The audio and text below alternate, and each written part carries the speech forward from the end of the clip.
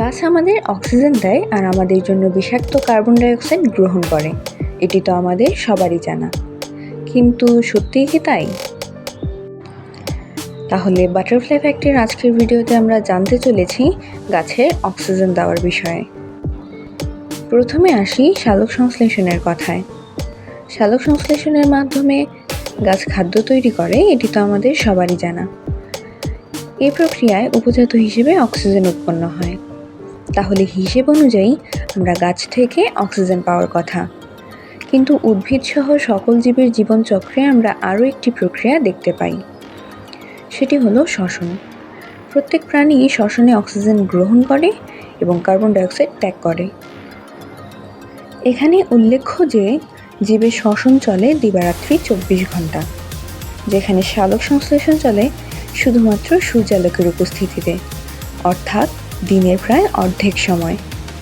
তাই সালোক সংশ্লেষণে যে অক্সিজেন উৎপন্ন হয় তা শ্বসনে উৎপন্ন কার্বন ডাইঅক্সাইড হতে তুলনামূলক কম। আবার যেহেতু উদ্ভিদের 24 ঘন্টায় শ্বসন চলে, সেহেতু এর জন্য অনেক অক্সিজেনের প্রয়োজন হয়। অর্থাৎ বলা যায় যে গাছের সালোক সংশ্লেষণে উৎপন্ন অক্সিজেন গাছের শ্বসনেই ব্যয় হয়ে যায়। তাহলে এখন প্রশ্ন হলো, আমরা অক্সিজেন পাই কোথা থেকে? বর্ণিত ঘটনাটি শুধুমাত্র স্থলজ উদ্ভিদের জন্য প্রযোজ্য, কেননা পানিতে কার্বন ডাইঅক্সাইডের পরিমাণ বায়ুমণ্ডলের কার্বন ডাইঅক্সাইডের পরিমাণের তুলনায় বেশি হওয়ায় জলজ উদ্ভিদের সালোক সংশ্লেষণের পরিমাণ বেশি হয়ে থাকে। ফলে পানিতে থাকা উদ্ভিদ যে পরিমাণ অক্সিজেন উৎপন্ন করে তা দিয়েই মানবজাতির প্রয়োজন পূরণ। এই জন্যই সমুদ্রকে অক্সিজেনের উৎস বলা চলে, কেননা সামুদ্রিক জীবের সালোক সংশ্লেষণের মাধ্যমেই পৃথিবীর জন্য প্রয়োজনীয় অক্সিজেনের সিংহভাগ উৎপন্ন হয়ে থাকে।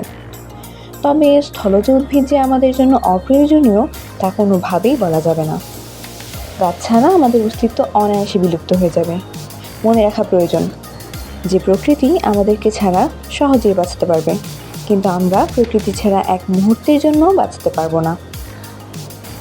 এছাড়াও বার্ষিক বৃষ্টিপাত নিয়ন্ত্রণ করা, পরিবেশের তাপমাত্রা নিয়ন্ত্রণ করা, খাদ্যের যোগান দেওয়া, শিল্পের কাঁচামাল সরবরাহ করা ছাড়াও নানাভাবে গাছ আমাদের উপকার করে।